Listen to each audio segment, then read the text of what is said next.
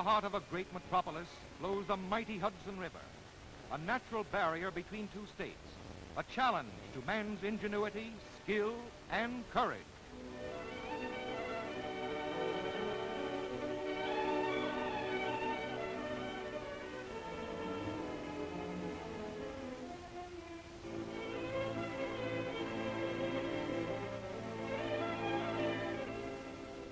New York and New Jersey created a joint agency, the Port of New York Authority. As a result of cooperation between states, a great bridge now spans the wide river, the George Washington Bridge. And beneath the river lies the Holland Tunnel, the busiest highway in the world. To date, more than 100 million cars have driven through it.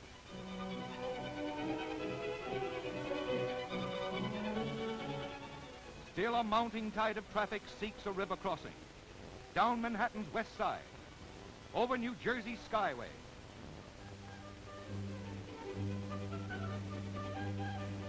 A tremendous stream of passenger cars, trucks, and buses demands a fast route from shore to shore.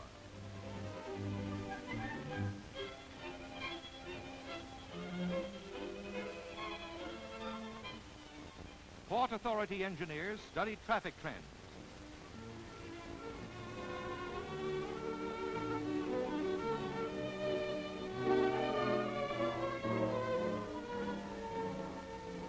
The sharp upward curve means that existing facilities will soon be overcrowded.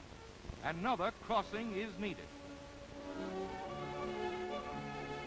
To serve the congested Midtown area, the Lincoln Tunnel is located between the George Washington Bridge and the Holland Tunnel.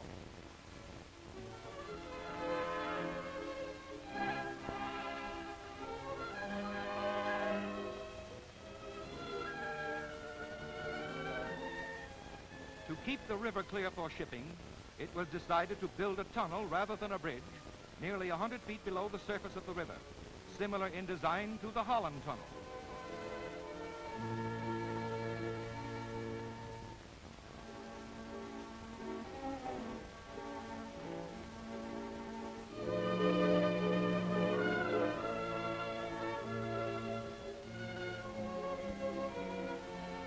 Its outer wall is a huge cast iron pipe, 31 feet in diameter, and through it a roadway is constructed.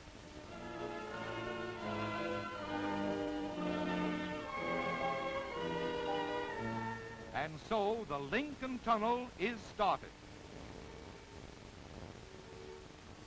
Derricks and steam shovels get underway. Surveyors chart the course.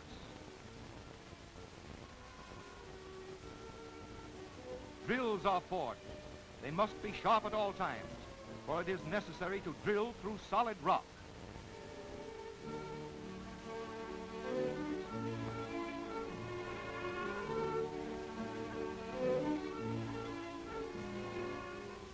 Powerful air compressors are installed.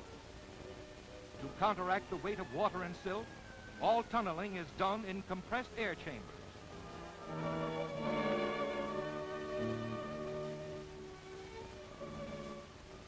Men, most important of all, are now selected to work under compressed air, a hard and dangerous job.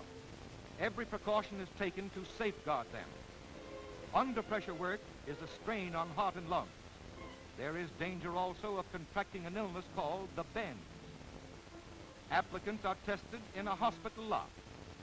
This sensation is similar to that of deep sea diving.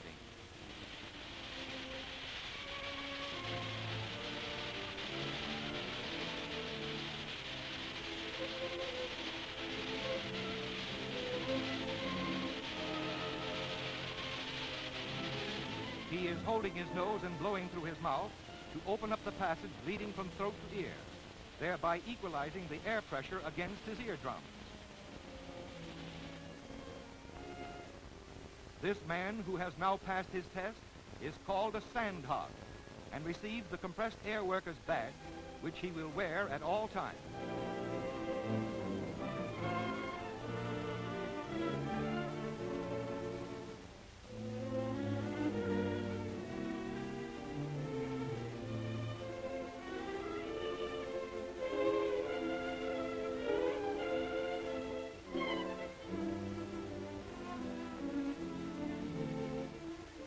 A caisson, or huge steel box, has been fabricated in a shipyard, launched, towed up the river, and anchored ready for sinking. Muck is dug out until the caisson settles on bedrock to which it is sealed. The caisson is the target toward which two tunnel crews will aim. As it is sunk, concrete is poured into the walls of the caisson, and its steel sides are gradually built up.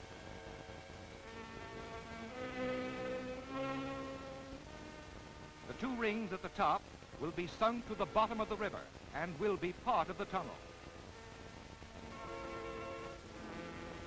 Meanwhile, with drill and dynamite, deep land shafts are sunk on both shores.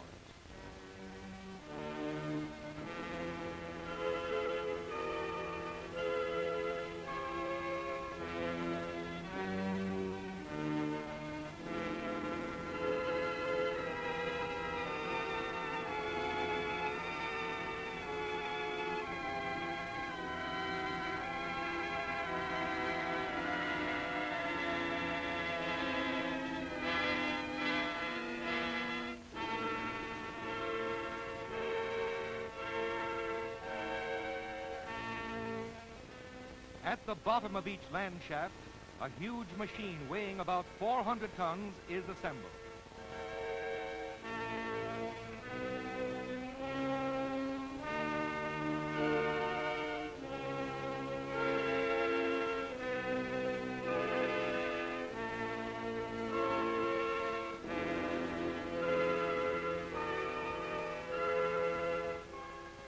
This is the shield, the sandhogs' work chamber during the long drive under the Hudson.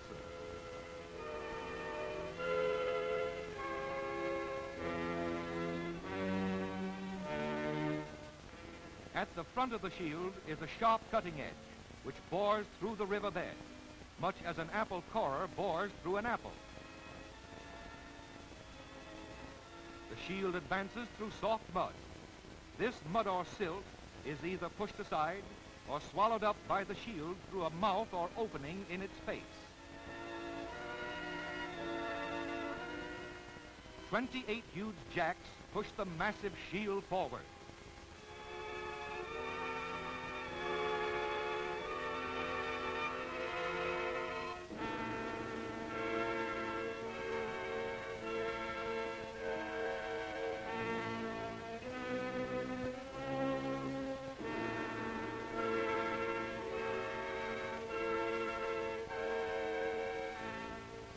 Let's join a crew of sandhogs as they start on the day's job under the river. They must stay in the airlock a few minutes until the air pressure is built up to equal that in which they will work. It is different when they return from work. Then they must be gradually decompressed, which takes a much longer time. This whole process is for the protection of compressed air workers. Inside the tunnel, under compressed air, while overhead, all sorts of river craft and great ocean liners sail by.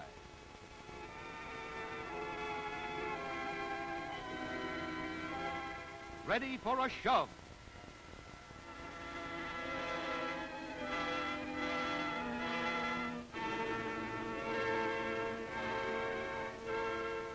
Jacks push against the iron tunnel ring and move the shield forward 5, 10, 15, 20, 25, 30 inches, making room for a new ring of tunnel segments.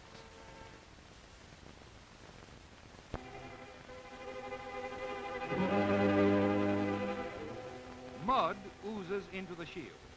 Sandhogs cut it into pieces and load it on conveyors, which carry it to the rear of the tunnel.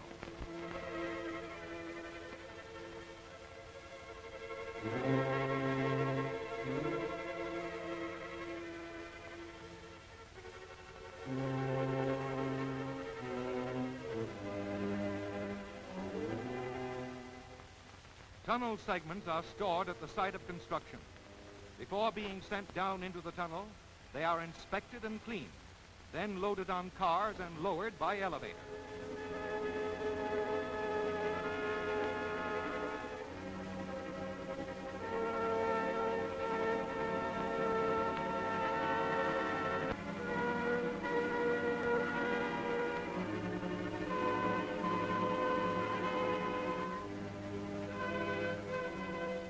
segment weighs more than 1.5 tons.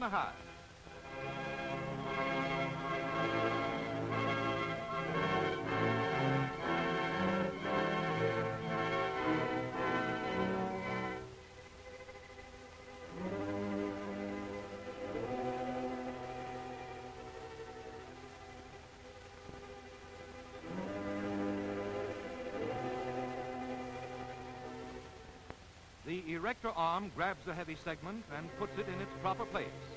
The arm can be rotated and telescoped in and out. Its end grasps the heavy segment like a huge mechanical hand.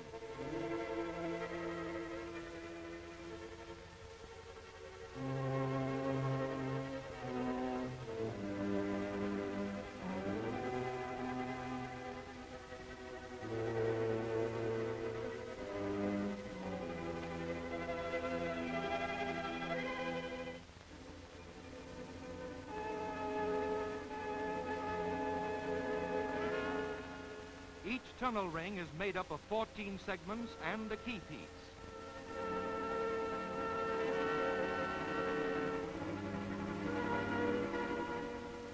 As many as 18 cycles, which means 18 shoves and 18 rings, have been completed in a day's work driving through silt.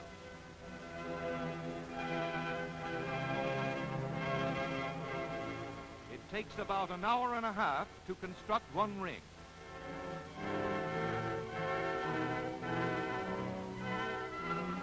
The key segment makes the ring complete. These husky sandhogs give bolts a preliminary tightening.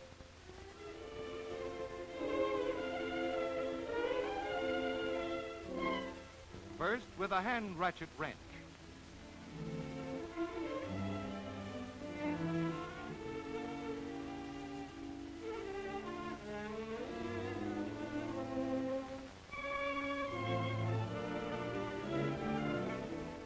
The hydraulic bolt tightener finishes the job.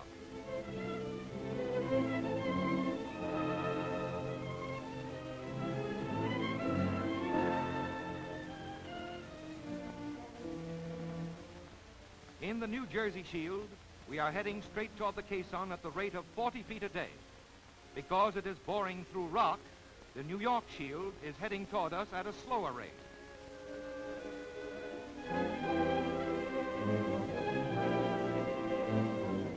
The tunnel ring is right up against the jacks at the back of the shield. Here goes the next shove.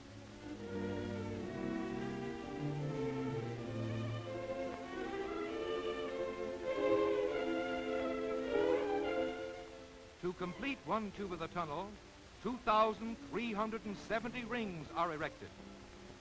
More than 250,000 bolts hold the segments and rings together. The surveyor's job is to keep the shield on the right course as it is pushed through the riverbed. Sandhogs work day and night, building the iron tunnel shell. At this point, 1 year's work has been accomplished.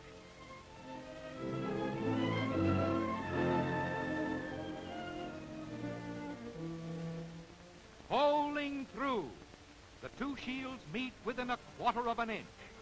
These men have something to celebrate. They are the first to travel from New Jersey to New York through the Lincoln Tunnel.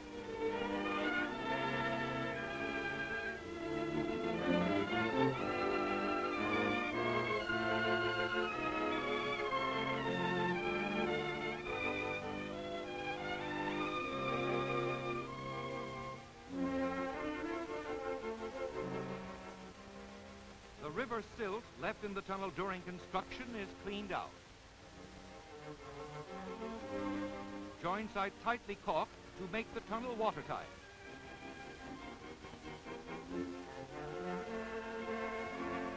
A lining of concrete is poured into the iron tunnel. A roadway is built with an air passage above and below it.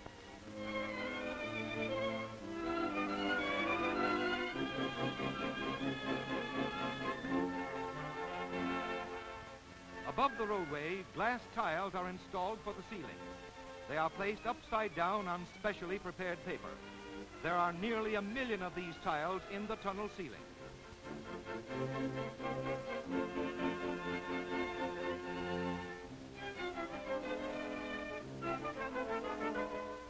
When the tiles are set, the paper is removed.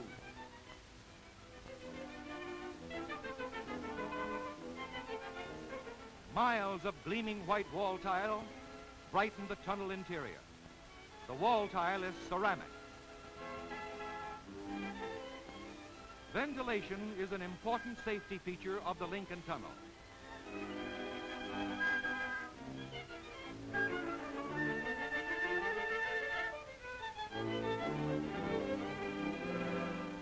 In these buildings are housed fans and other equipment to keep the tunnel air pure and healthy and eliminate dangerous carbon monoxide gas from automobile exhaust. Huge blower fans supply fresh air, while exhaust fans suck vitiated air out of the tunnel.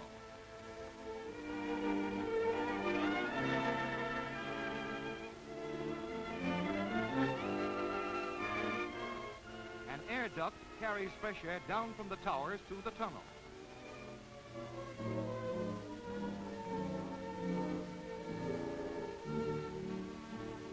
Vents in the curb admit air to the roadway. The air of the tunnel can be completely renewed every minute and a half.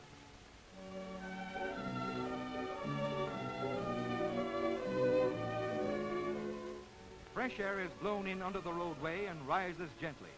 It is mixed with the gases exhausted by automobiles. This air and gas mixture is sucked through openings in the ceiling into an upper duct and drawn out.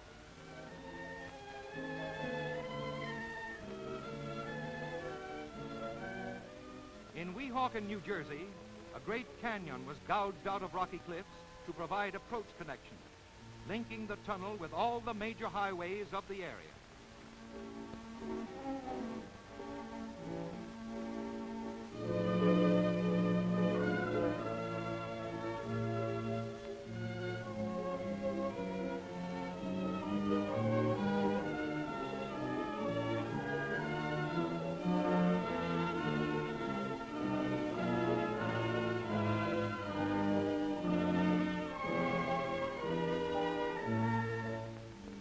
While in Manhattan, a plaza and a new North and South Avenue between 9th and 10th Avenues provide connections with 6 crosstown streets from 34th to 42nd Street and give quick access to and from the tunnel in all directions.